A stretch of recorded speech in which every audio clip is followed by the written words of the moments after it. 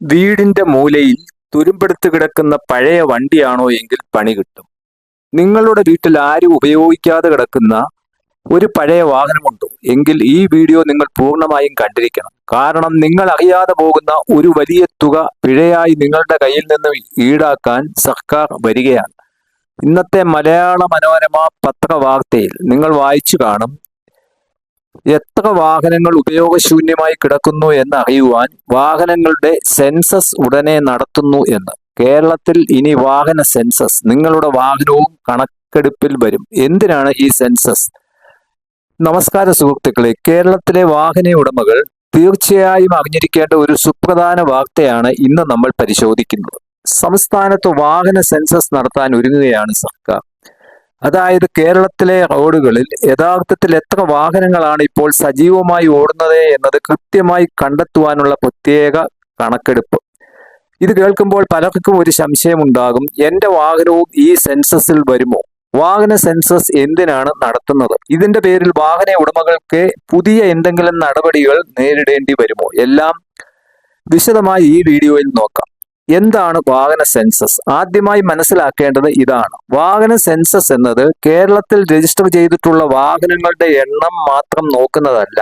സംസ്ഥാനത്തെ റോഡുകളിൽ യഥാർത്ഥത്തിൽ സജീവമായി ഓടിക്കൊണ്ടിരിക്കുന്ന വാഹനങ്ങളുടെ കൃത്യമായ കണക്ക് കണ്ടെത്തുക എന്നതാണ് പ്രധാന ലക്ഷ്യം.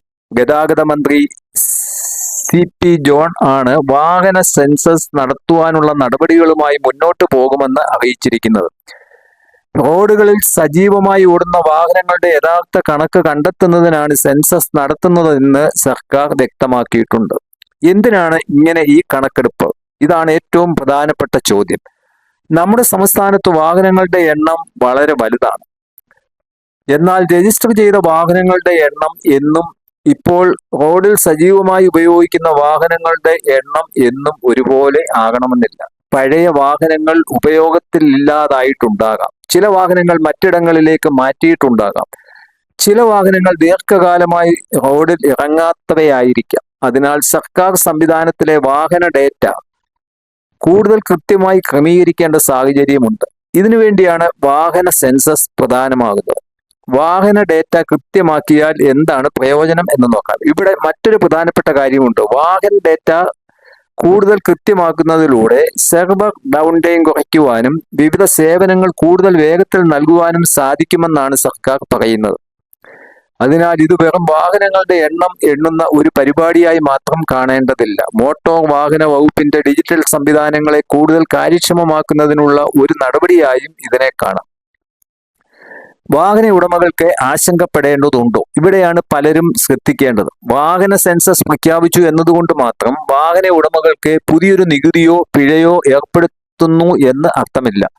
ഇപ്പോൾ ലഭ്യമായ വിവരമനുസരിച്ച് പ്രധാന ലക്ഷ്യം റോഡുകളിൽ സജീവമായി ഓടുന്ന വാഹനങ്ങളുടെ കൃത്യമായ വിവരശേഖരണവും വാഹന ഡേറ്റയുടെ കൃത്യത മെച്ചപ്പെടുത്തലുമാണ്. അതുകൊണ്ട് തന്നെ സോഷ്യൽ മീഡിയയിൽ വരുന്ന അഭ്യൂഹങ്ങൾ കേട്ട് ആശങ്കപ്പെടേണ്ടതില്ല. സർക്കാർ ഔദ്യോഗികമായി നിർദ്ദേശിക്കുന്ന നടപടികൾ മാത്രമാണ് വാഹന ഉടമകൾ പിന്തുടരേണ്ടത്. വാഹന ഫിറ്റ്നസ് പരിശോധനയിലും വലിയ മാറ്റം.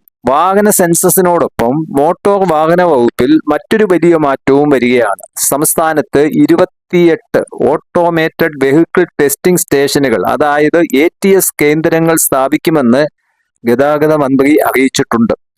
ഓരോ ജില്ലയിലും 2 വീതം കേന്ദ്രങ്ങൾ എന്ന രീതിയിലാണ് പദ്ധതി. വാഹനങ്ങളുടെ ഫിറ്റ്നസ് പരിശോധനയിൽ പരമ്പരാഗതമായ രീതികൾക്ക് പകരം മെഷീൻ അധിഷ്ഠിത പരിശോധനാ സംവിധാനം കൊണ്ടുവരികയാണ് ലക്ഷ്യം. അതായത് ഭാവിയിൽ വാഹനത്തിന്റെ ഫിറ്റ്നസ് പരിശോധിക്കുന്ന രീതിയിലും വലിയ മാറ്റങ്ങൾ വരാൻ സാധ്യതയുണ്ട്. പൊതുഗതാഗത മേഖലയിലും മാറ്റങ്ങൾ. വാഹന സെൻസസിന്റെ മറ്റൊരു പ്രധാന വശം പൊതുഗതാഗതവുമായി ബന്ധപ്പെട്ടതാണ്. സ്റ്റേജ് കാരിയേജ് വാഹനങ്ങൾക്കായി ഓട്ടോമേറ്റഡ് റൂട്ട് മാനേജ്മെന്റ് സിസ്റ്റം കൊണ്ടുവരുവാനും സർക്കാർ പദ്ധതിയിടുന്നുണ്ട്. ഇതിലൂടെ ബസ് സർവീസുകൾ തത്സമയ ഡേറ്റയുടെ അടിസ്ഥാനത്തിൽ നിരീക്ഷിക്കാനും സമയക്രമം നിയന്ത്രിക്കാനും സാധിക്കും. യൂറോപ്പിലും അമേരിക്കയിലും ലഭിക്കുന്ന രീതിയിലുള്ള പൊതുഗതാഗത വിവരങ്ങൾ മൊബൈൽ ആപ്പിലൂടെ ജനങ്ങൾക്ക് ലഭ്യമാക്കുന്നതിനുള്ള സംവിധാനങ്ങളും പരിഗണിക്കുന്നുണ്ട്. റോഡ് സുരക്ഷയിലും പുതിയ സാങ്കേതിക വിദ്യ. ഇനി വരുന്ന കാലത്ത് ഓട്ടോമേറ്റഡ് നമ്പർ പ്ലേറ്റ് റെക്കഗ്നീഷൻ സംവിധാനത്തെ അടിസ്ഥാനമാക്കിയുള്ള ക്യാമറകൾ ഉൾപ്പെടെയുള്ള സാങ്കേതിക വിദ്യകൾ കൂടുതൽ വ്യാപകമായി ഉപയോഗിക്കാനും സർക്കാർ ലക്ഷ്യമിടുന്നു.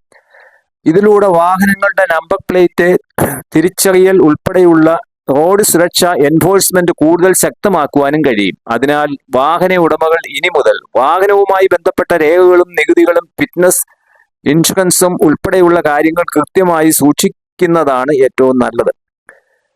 വാഹനങ്ങളുടെ കൃത്യമായ വിവരശേഖരണത്തിന് വായു മലിനീകരണ നിയന്ത്രണവുമായി ബന്ധപ്പെട്ട ലക്ഷ്യവുമുണ്ടെന്ന് മന്ത്രി നിയമസഭയിൽ വ്യക്തമാക്കിയതായി റിപ്പോർട്ടുകളുണ്ട്. സംസ്ഥാനത്തെ വാഹനങ്ങളുടെ കൃത്യമായ വിവരങ്ങൾ ശേഖരിക്കുന്നതിനാണ് വാഹന സെൻസസ് നടത്തുന്നത് എന്നും ജലമലിനീകരണവുമായി ബന്ധപ്പെട്ട പരിശോധനകളിൽ ക്രമക്കേടുകൾ അനുവദിക്കില്ലെന്നും മന്ത്രി വ്യക്തമാക്കിയിട്ടുണ്ട്. അതുകൊണ്ട് ഭാവിയിൽ വാഹനങ്ങളുടെ പുക പരിശോധനയും മലിനീകരണ നിയന്ത്രണവും കൂടുതൽ കർശനമാക്കാനുള്ള സാധ്യതയുമുണ്ട്. വാഹന ഉടമകൾ ഇപ്പോൾ എന്താണ് ചെയ്യേണ്ടത്?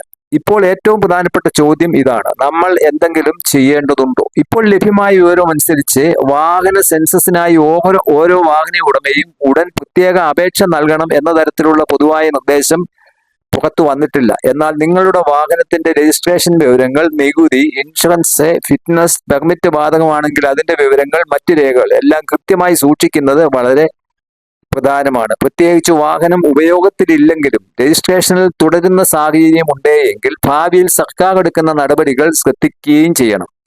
അപ്പോൾ സുഹൃത്തുക്കളെ, കേരളത്തിൽ വാഹന സെൻസസ് വരുന്നു എന്നത് വെറും വാഹനങ്ങളുടെ എണ്ണം എണ്ണാനുള്ള നടപടി മാത്രമല്ല, വാഹന ഡേറ്റ കൂടുതൽ കൃത്യമാക്കുക, മോട്ടോർ വാഹന വകുപ്പിന്റെ സേവനങ്ങൾ വേഗത്തിലാക്കുക, വാഹന ഫിറ്റ്നസ് പരിശോധന ആധുനീകരിക്കുക, റോഡ് സുരക്ഷ ശക്തമാക്കുക, മലിനീകരണ നിയന്ത്രണം കാര്യക്ഷമമാക്കുക എന്നിങ്ങനെ നിരവധി കാര്യങ്ങളുമായി ബന്ധപ്പെട്ടതാണ് ഈ മാറ്റം.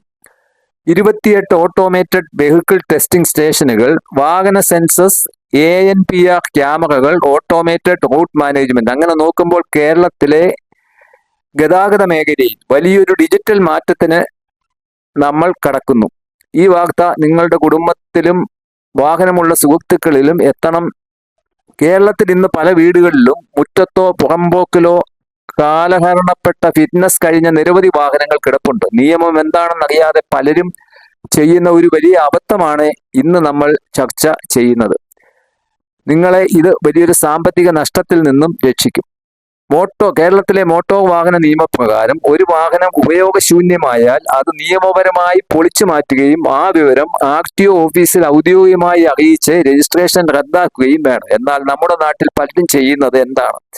വീടിന്റെ മൂലയിൽ തുരുമ്പെടുത്ത് കിടക്കേണ്ടി വരുന്ന വണ്ടി കണ്ട് പഴയ സാധനങ്ങൾ ശേഖരിക്കാൻ വരുന്ന സ്ക്രാപ്പ് ആർക്കെങ്കിലും തുച്ഛമായ വിലയ്ക്കോ അല്ലെങ്കിൽ വെറുതെയോ കൈമാറുന്നു. അവർ ഈ വണ്ടി കൊണ്ടുപോയി നല്ല സ്പെയർ പാർട്സ് ഊരിയെടുത്ത് വിൽക്കുകയും അവസാനമുള്ള ചേസിസ് നമ്പർ മാത്രം മുറിച്ച് നിങ്ങളുടെ കയ്യിൽ കൊണ്ടുതരികയും ചെയ്യും. നിങ്ങൾ വിചാരിക്കും കാര്യം കഴിഞ്ഞു, വണ്ടി പോയി കിട്ടി.